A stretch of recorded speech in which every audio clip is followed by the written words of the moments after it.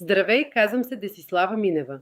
През последните години работя с жени с ендокринни автоимунни състояния, които искат да живеят по-спокойно, по-подредено и с повече усещане за контрол в ежедневието си.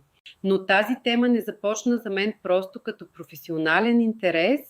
Дълго време и аз живеех на ръба на собствените си сили. Бях функционална, отговорна, винаги в движение. Свършвах всичко, което трябваше, но цената беше висока. Постоянен стрес, напрежение, недоспиване, хаотично хранене, липса на истинска почивка и дълго игнориране на сигналите на тялото. Докато един ден тялото ми не каза "стига" вместо мен.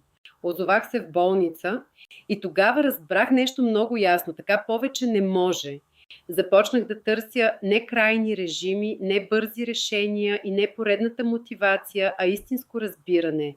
Започнах да уча какво реално стои зад съня, храненето, движението, дишането, нервната система, стреса и устойчивите навици.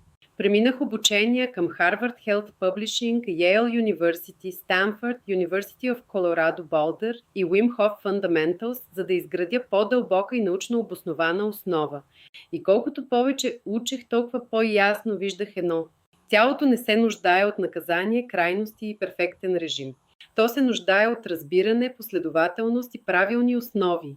Затова създадох Harmony Life Method и курса Хармонизирано здраве.